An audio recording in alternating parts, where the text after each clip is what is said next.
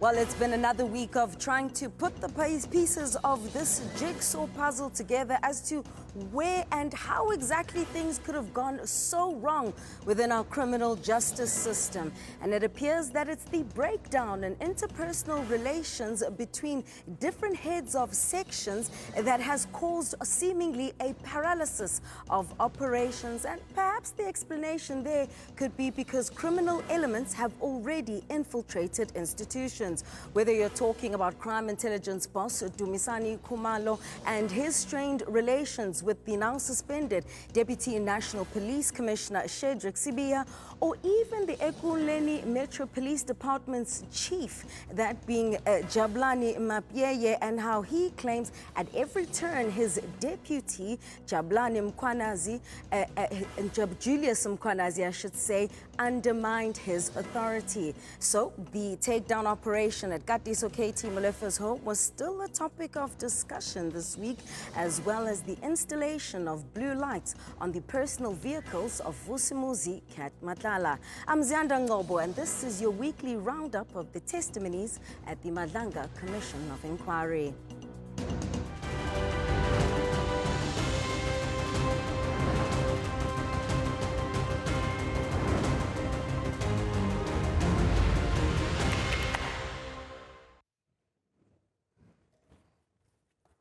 So it was quite the thing to watch Hawks officials trip over themselves and contradict themselves as to why exactly they pitched up at the home of Cat Molefe during that takedown operation on the 6th of December last year. Now, last week, Captain Barry Kruger and his boss, Brigadier Mkhwanazi, told the commission that they had to go and verify whether or not there were bogus cops that had showed up at Molefe's Sandhurst home. But another Hawks officer seems to have sung a different tune this week, that being Warrant Officer Sabelo Nkosi, who says he was quite exasperated that he still had to go to Molefe's home despite a confirmation before getting there that it was a legit operation that was underway. And so he gave his testimony on Monday. To me, it irritated me more. Why? Because now where we have arrived here, we receive a message that this is a legit, while coming, we'll receive a message. That message was a hint. It is a legit message of the SAPS. I arrive there, I see the car of the SAPS. I go to the gate, I see people wearing, you can see these people, they are police officers. What more now need to be verified? That's what irritated me.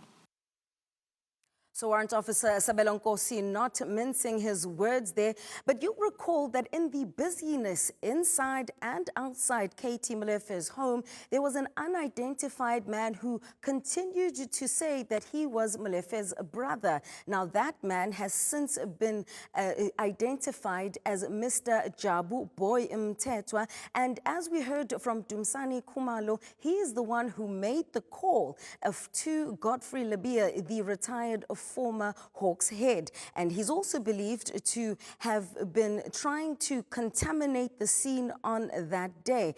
But despite his colleagues denying, that being Kruger and Mkhwanazi, denying any knowledge of this Mr. Mtetwa, Warrant Officer Sabelo Nkosi said it seems like they were serving his personal interests. Yeah, this person became a person of interest to me. Why? Because all those frustration that I had and the irritation now, it became now, because now we were there to serve the interests of this gentleman, not the interest of the police. Why do you say so? First, tell us who this gentleman is and which one are you referring to? He's the one that is holding his hands at the back. With the dark T-shirt? Correct. And who is this gentleman? He introduced himself as Mr. Mtetwa. Okay. So why do you say that you were serving his interest? Because we were there for him, basically. Why do you say that? Based because on what? He's the one that made the call, and then that call made us to run around to this place. Is that what you thought at the time, based on what he told you? Correct. And so on the issue of having seemingly two different Hawks teams arriving at Molefe's home, and you remember that Captain Kruger said the other one seemed to have come from Johannesburg, well, Nkosi denies this assertion. There was a stage where he said he didn't know the people from TPCI that arrived there. Because if he saw them that they did arrive, the people who arrived there is the people that he know. On my side, I presume that he didn't see Warrant Officer Dlamini and Vigilahle when arriving because he was still busy with that gentleman that side. But now when he says that he saw the TPCI car comes and then from Joburg, what, these people they are from the office, they know one another very well.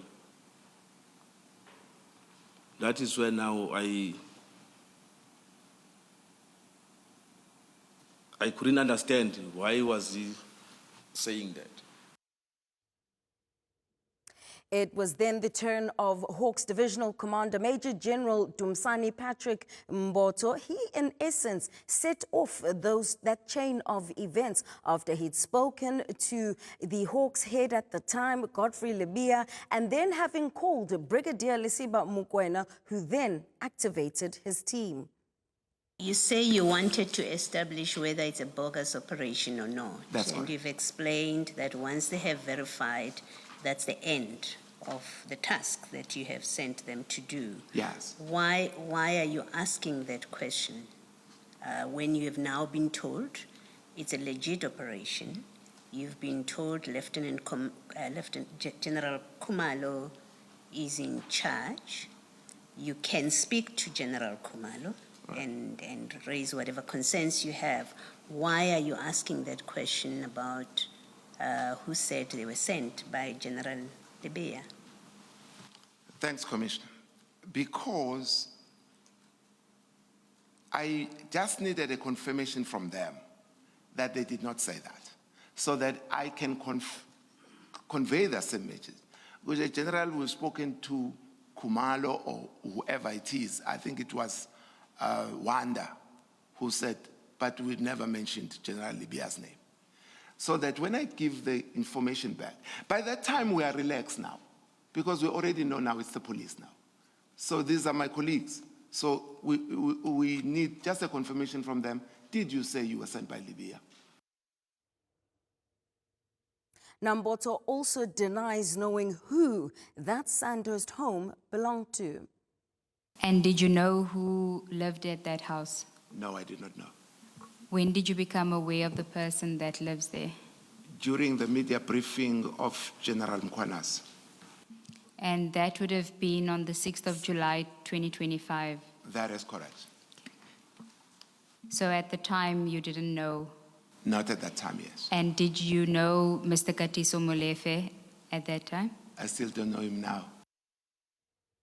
Now, with all the contradicting testimonies from members of the same Hawks team, it is then when Commission Chair Madlanga gave a directive that Brigadier Lesiba Mkhwanazi should return again before the Commission of Inquiry. Now, this is despite the evidence leader indicating that Mkhwanazi says his lawyers have advised him not to come back before this inquiry. However, Madlanga was unwavering.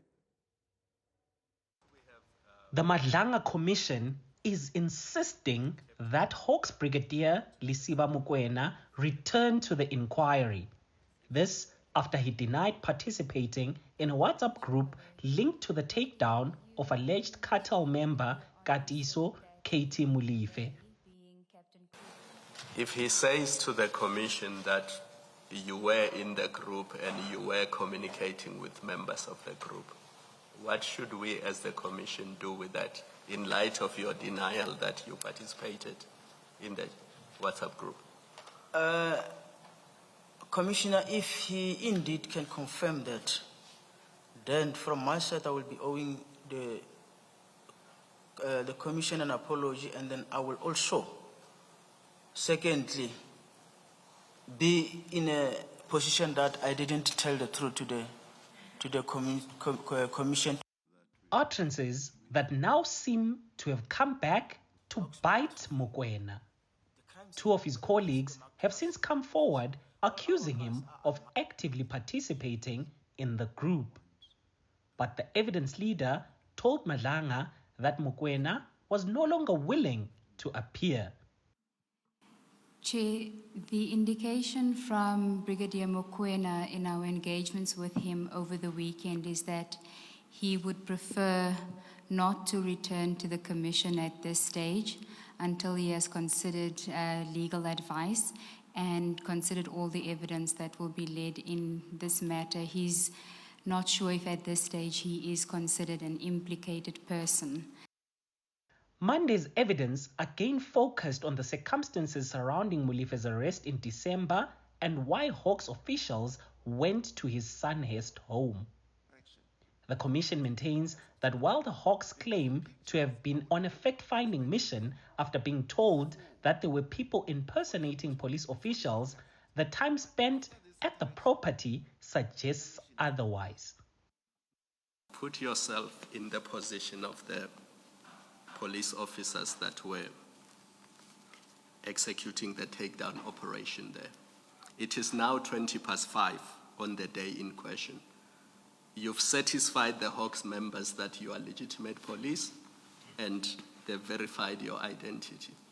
And then for the next 40 minutes, the Hawks are hanging around while you are, executing a lawful police operation. To go on and then want to see, to ask about the J50, what is the operation, who are you arresting, the case number, to ask that after your members have established that it's a legitimate operation, that would constitute interference. Hawks General Patrick Dumisani has already accepted responsibility for deploying the officials, but maintains that he was instructed to investigate by his former boss, Sibiya.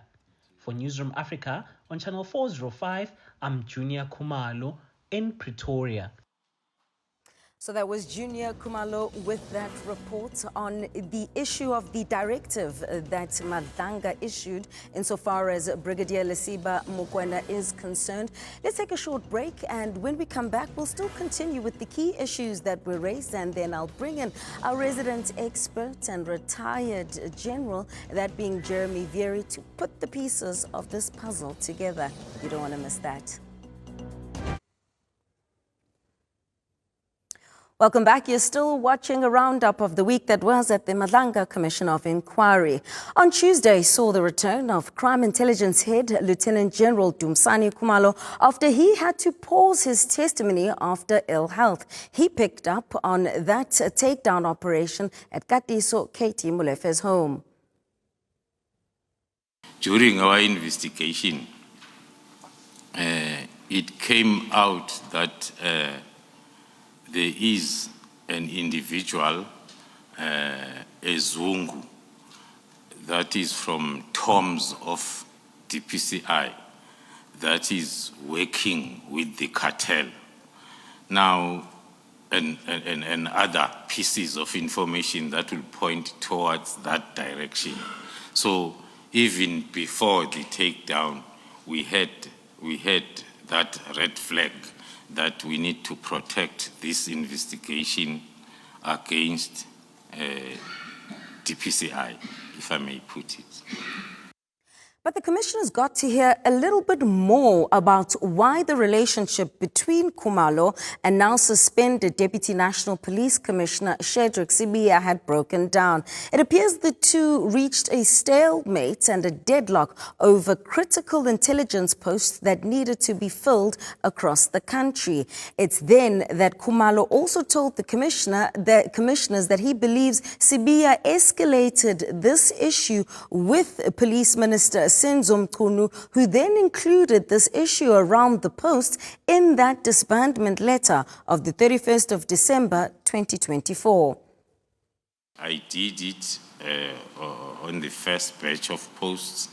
Then the line of communicating that proposal, I will send it to the immediate supervisor, the Deputy National Commissioner Crime Detection for his support of the proposed panel, who will then sign it off and process it further to the Division Human Resource Management for approval in consultation with the National Commissioner.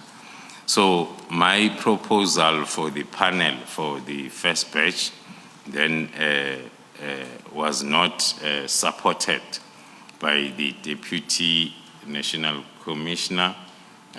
Instead, then he proposed his own panel, of which then he had to do it in consultation with myself.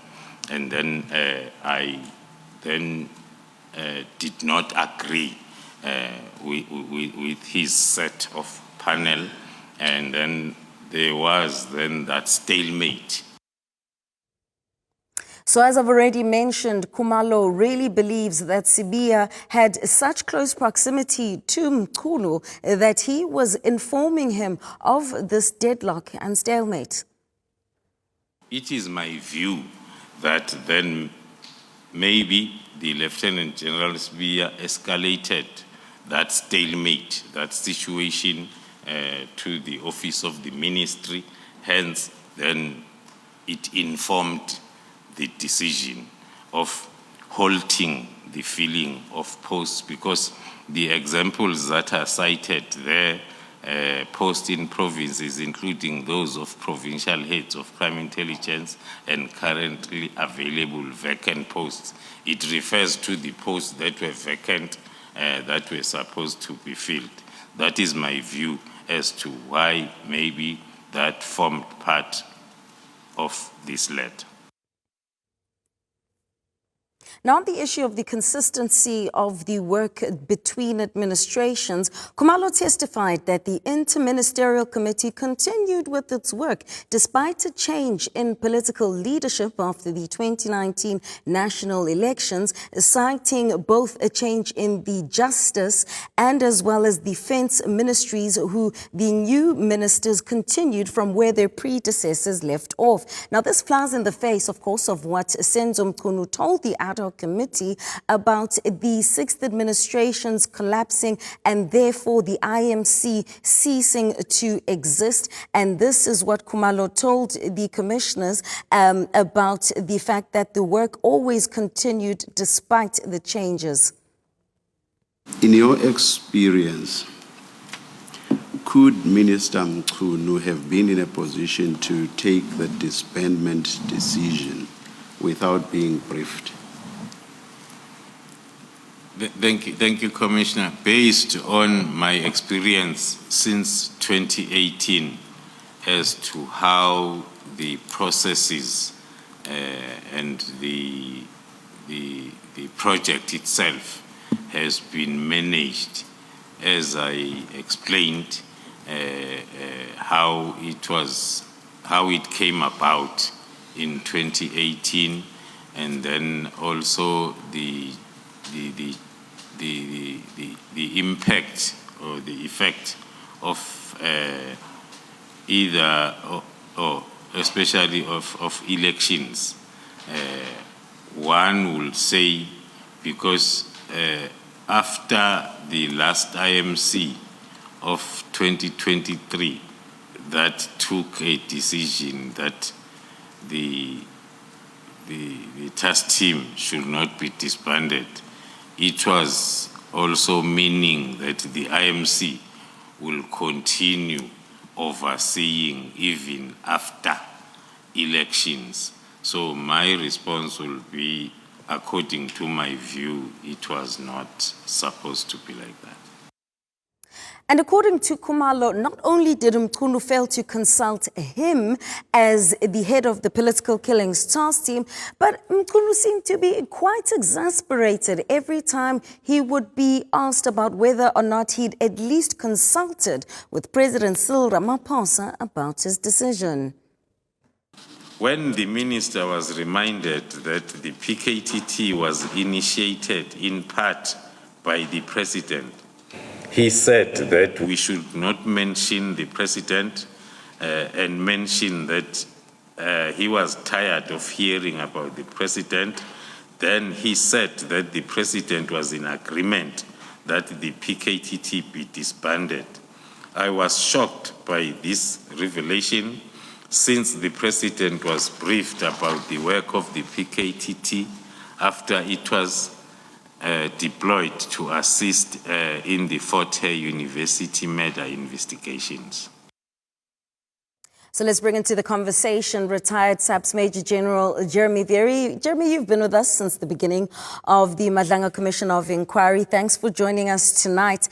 I think I want to start off with this relationship that we heard that Shadrack Sibiya has with this man that's been identified as Stuart James Shadrack. Now, Khumalo spoke about Shadrack as having been a bodyguard of Shadrack Sibiya, and that this is a man who has been charged with 34 charges, but was convicted of 18. But more importantly, it speaks about seemingly the lack of confidence that maybe Shadrack Sibiya has in the very South African police service that he is in the upper echelons of. I think one of the first things to determine here is in terms of General Sibiya's alleged lack of trust in the police to offer him the type of security that he requires, which he's entitled to. One would like to know what analysis informs that scenario. In other words, there might have been a threat analysis done, and if such a threat analysis, if it was done, gave a clear indication that the use of any police personnel for security purposes would also actually contribute to being a threat in itself, or contributing to the threat of General Sibiya's safety. Now, in the absence of such a determination having been made objectively, that informs him choosing a different route, if it is indeed so, it becomes a question that needs to be answered. For example, down to the level of if it is true that even vehicles of the person is used by General Sibiya, as claimed by Shadrack in an interview, directly, and such private vehicles are used for state purposes, for police work. That firstly, if it is used for police work, even if it is so much as traveling to your office with that vehicle, is highly irregular. Because how is the state going to take liability in case something happens to you? Because in fairness, one would be able to say, yeah. No, Jeremy, I just, my apologies for that. I wanted to actually jump in there because Mr. Shadrack was actually on the channel earlier this week, and Shadrack, I beg your pardon, and he was reflecting on the fact that he only came in to provide protection services for Sibiya after he was suspended, because all those benefits were taken away from him. In fact, I want us to play this bite for you, Jeremy, about how Shadrack unpacks how he met with Shadrack Sibiya. The initial meeting with Shadrack Sibiya came about in 2021 versus 2022. And the reason why I engaged with Shadrack Sibiya was we had a spate of killings in the area where I'm from. We had a number of killings where we'd have 5 people murdered in a day. Sometimes a family of 3 were murdered. 2 people were shot and killed in a mall after that. And the murders kept increasing dramatically, and the killers were killing with impunity. We didn't find any assistance from the local SEPs. Yeah. The province didn't assist us, and it left us, the business community of the area, no alternate but to engage with national. I then made inquiries on the SEP's website. It's got the details of the national head, which was Fani Masimula at that time, 2022. late 2021, 2022, and we were supposed to meet the National Commissioner. However, when we submitted the documents as to the agenda for the meeting, we were then introduced to Lieutenant General Shadrack Sibiya.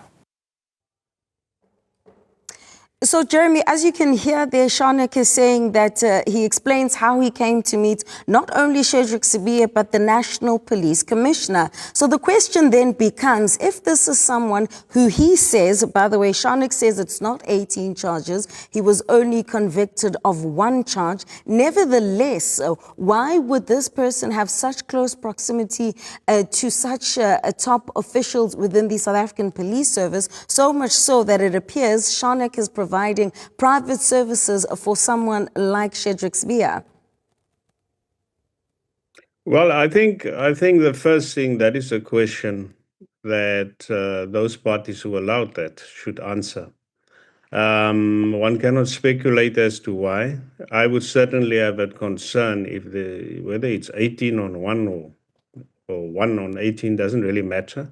I would sincerely have concern if I have a relationship, and I don't want to separate the bodyguarding thing where I use a person's vehicles and officially in the course of the exercise of my duties, if that was a particular case, unlawfully so, because we're not allowed to use private vehicles. So I would be concerned that so much gets accepted on offer from a person like Shadrack. And not that I'm reflecting on his person, but several procedures are subverted for that purpose. And let me just say here one, whether you're suspended or whether you're retired, if a threat analysis informs that there's a continual threat against you, it continues. I know of many senior officers who have to testify in court long after they left in the police, who continues to be afforded security for that purposes. I have to testify in several trials, and when it comes to the moment of the trials, I'm provided for security on gang-related trials when I have to conduct that testimony in various courts in the Western Cape. So firstly, this thing of him being on suspension and all those kind of issues is a misnomer in terms of a particular argument.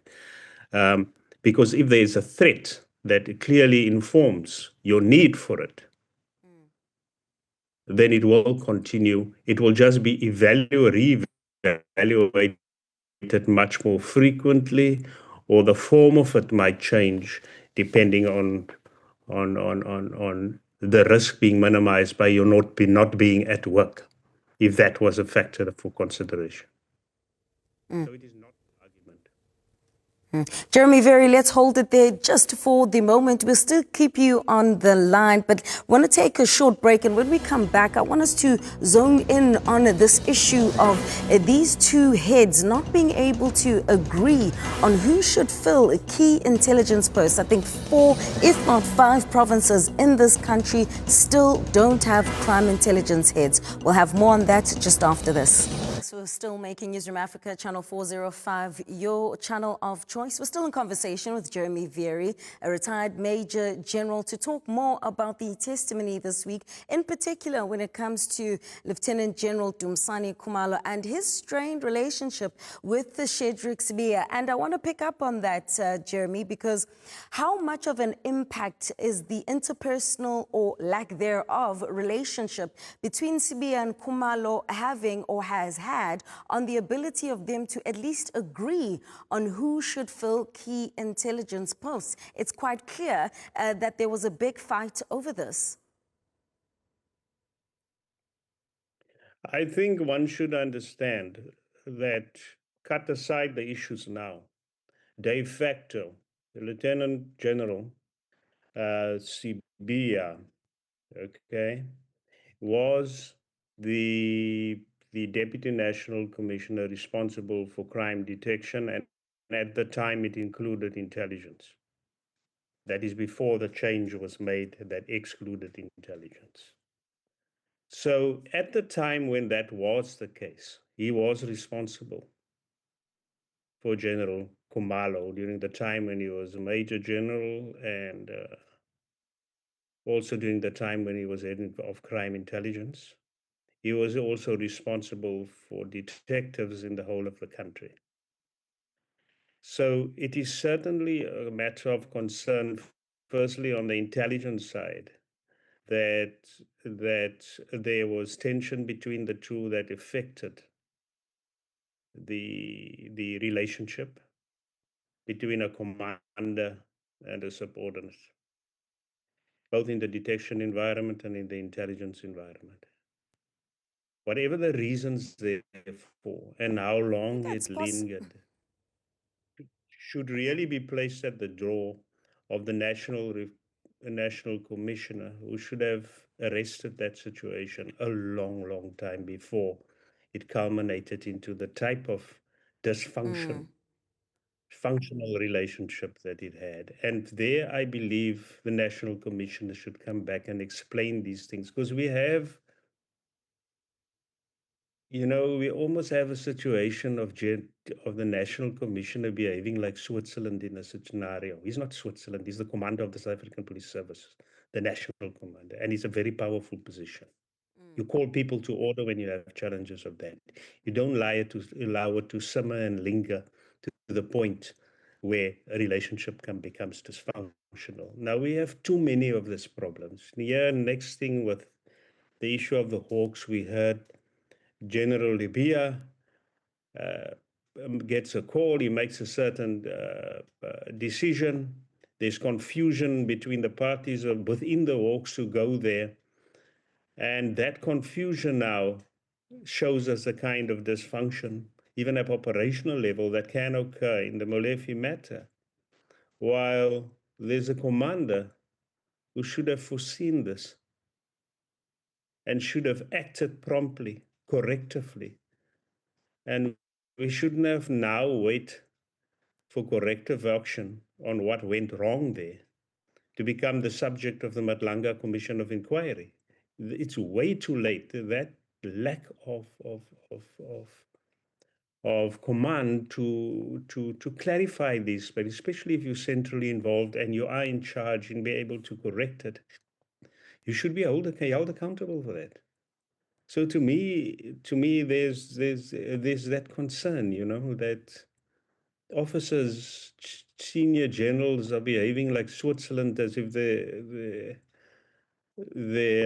officers below are involved in some small little dispute between each other. It's not small dispute. It's an indication of your inability to command effectively when you have a crisis. Jeremy Very, we'll have to leave it there for tonight. Thank you so much for always contributing towards our analysis as we continue to put the pieces together of this puzzle. Lots still to come. It's not only perhaps Fani Masemola who needs to come back, but plenty more who need to come and explain their role in how things have fallen apart so far.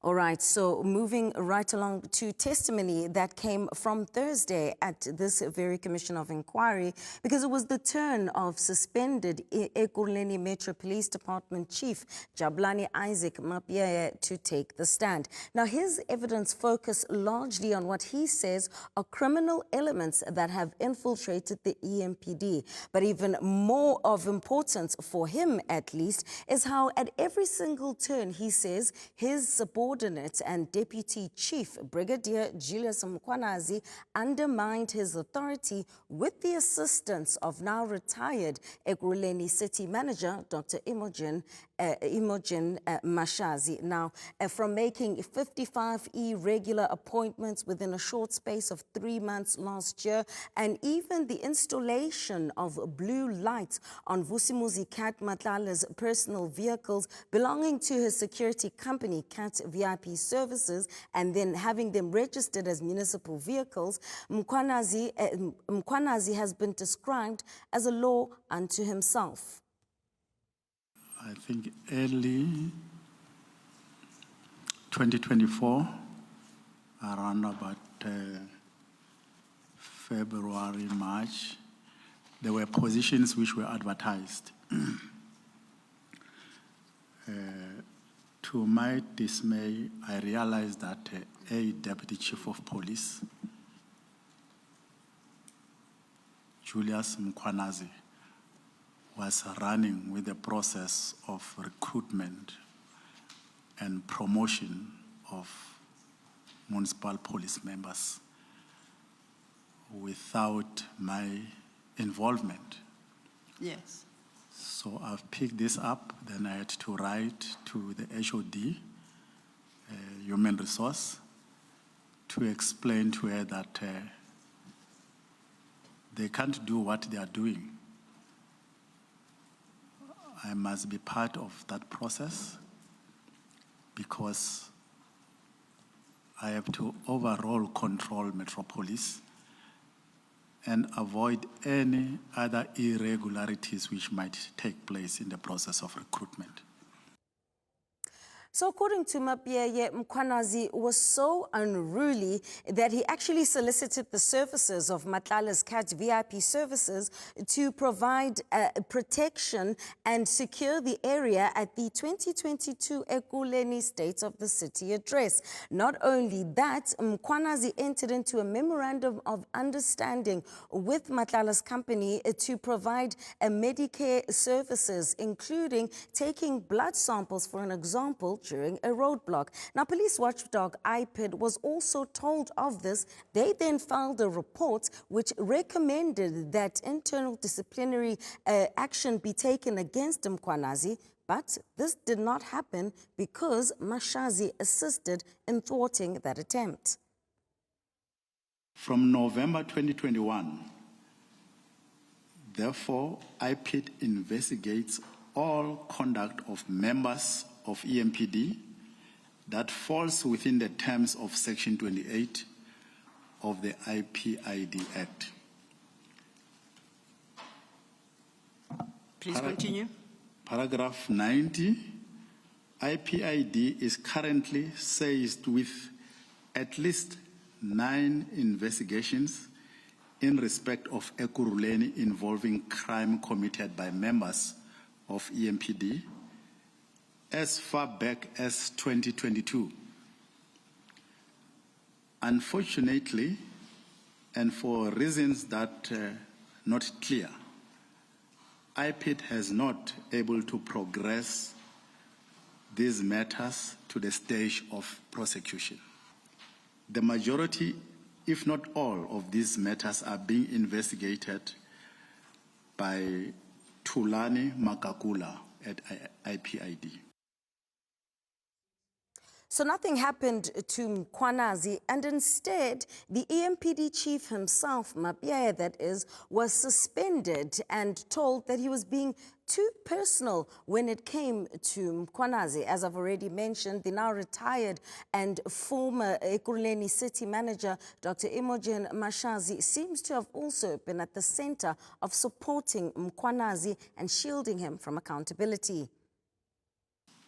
Brigadier Mkhwanazi, with the support of the city manager, that is Dr. Imogen Mashazi, has over the years brazenly disregarded my authority as the chief of police of EMPD.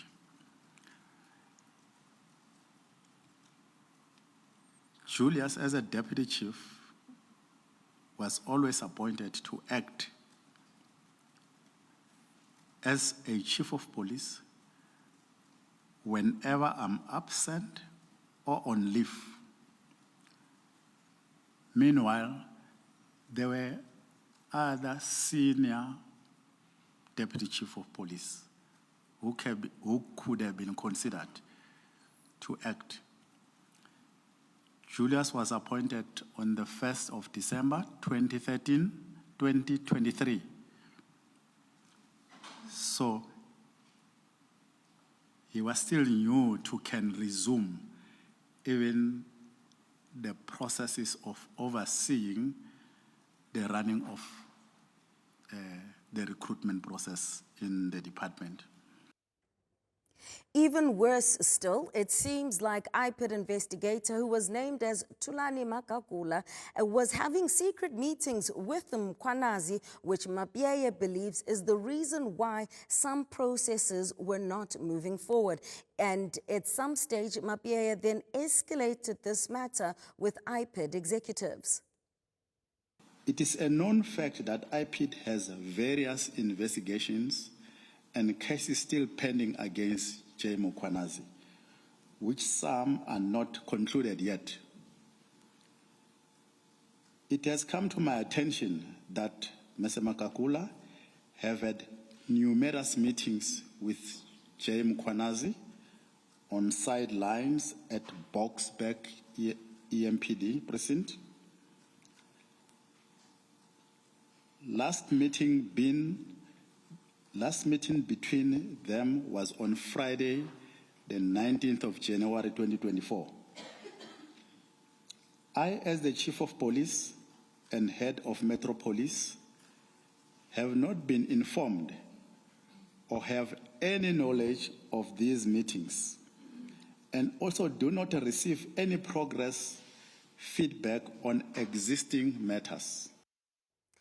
So not only does it seem like this Dr. Imogen Mashazi was shielding Mkhwanazi from accountability, Mapyeye claims that Mashazi threatened him with hitmen after he refused to let go of the disciplinary procedures against his deputy chief. Listen to this.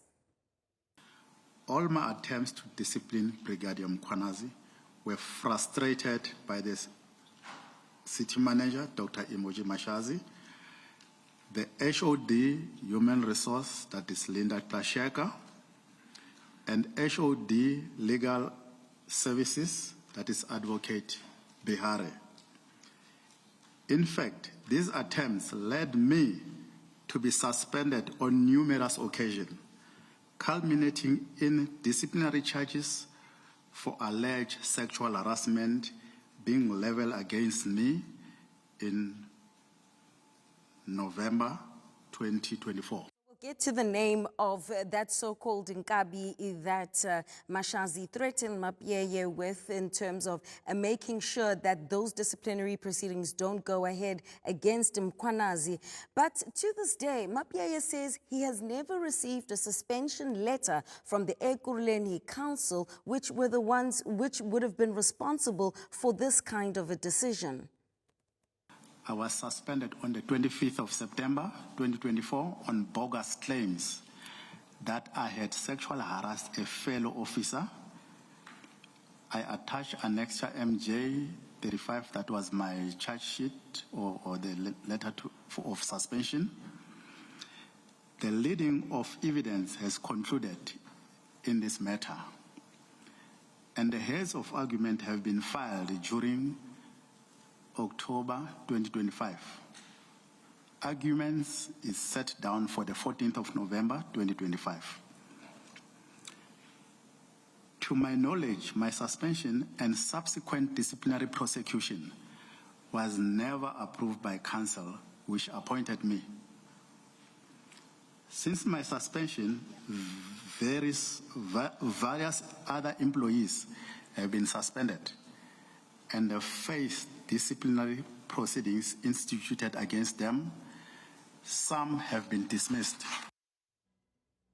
All right, so we're going to take a short break, but you don't want to go anywhere because I'm going to tell you about how the name of Jotham Msibi, better known as Mswazi, the now late Pretoria taxi owner, how his name now came up in Ekurhuleni when it came to that blue light saga and them being installed on Vusimuzi Cat Matlala's vehicles. You don't want to miss out on that.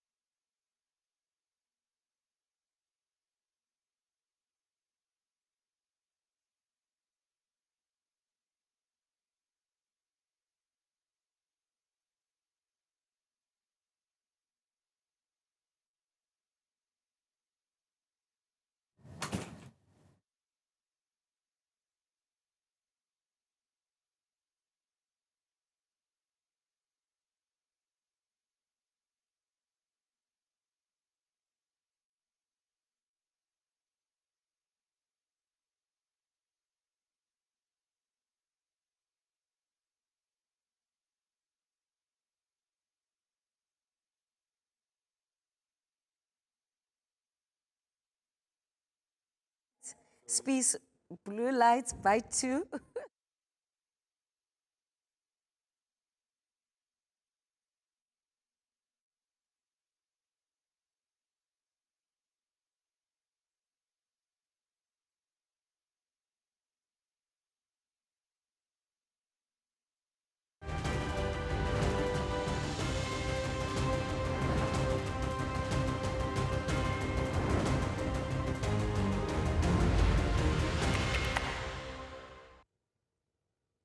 Welcome back. Once again, the name of Jotham Msibi, otherwise known as Mswazi, the late Pretoria businessman, popped up again at the Madlanga Commission of Inquiry. Now, a short while ago, I told you about how Mabiyeye claims Dr. Mashazi threatened him with izinkabi. Well, he says this was done by the city manager verbally, and he was questioned about whether or not he would be able to provide evidence to this effect. But this was over, of course, a Brigadier Julius Mkhwanazi, who is also still on suspension. During that process, before even the withdrawal, the letter which was submitted for withdrawal, I was told by the city manager that myself and Brigadier Spies, Commissioner Spies, she has been told that we are the ones who are pushing this case of discipline from IPID side, that Julius must be prosecuted. And if I continue, my name and Commissioner Spies will be handed over to the hitmans. She mentioned a person called Mswati. But regardless, it didn't scare me because I did not know even this Mswati is. So that Commissioner Spies is now a retired deputy EMPD deputy chief, and it was their turn as well after Mabiyeye on Friday to testify before the Commission of Inquiry. Now, they used to be a part of the auxiliary and technical support department within the Metro Police Department. Now, he's dismissed claims of a never-ending memorandum of understanding between the municipality, or the Metro Police Department, I should say, and Vusimuzi Cat Matlala's Cat VIP services. He says this is completely unlawful. There was no working relationship with Cat VIP, according to my knowledge, at all the day when I received this letter. That's firstly. Yes. And secondly is that there is no such MOU in existence, because part of my function as the Deputy Chief Auxiliary and Support Services was that there's also a repository of documents and records and archives that's with me. And all the MOUs that we have through the years signed, be it with AXA, the airports company, or with Emperors, or with cross-border permit, or with other cities around us. All those MOUs was in my possession and saved as the archive. There was no such MOU with a company. And then the third thing that I wanted to add is that there will never be allowed in law the Municipal Finance Management Act or any local government-related acts to have an endless working relationship with anyone. There is fixed terms to anything. There cannot be an endless working relationship with anyone. And maybe even as a joke, it doesn't even work in marriage.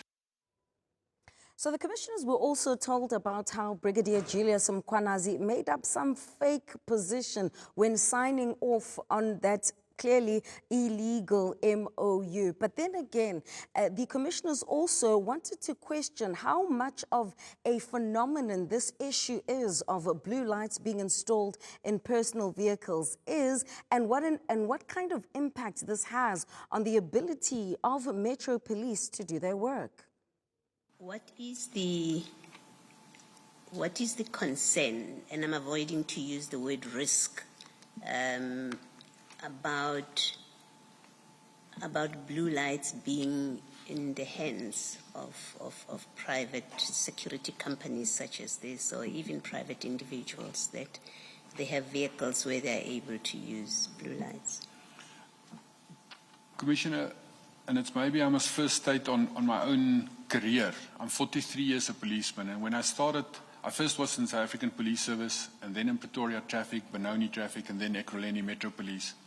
When I started as a law enforcement officer in SAPS, it was still high risk, but it was easier to do law enforcement because you could use blue lights in the execution of your duties, and the general public would obey it, and there was very, very little issue surrounding that.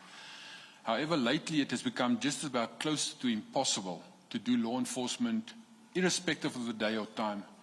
Every single citizen, and that includes me, when I'm after hours and it's off duty, is that I'm afraid of blue lights at night and when someone approaches me from behind. The general public is, because blue lights, there's actually even incidences where there's blue light gangs operating.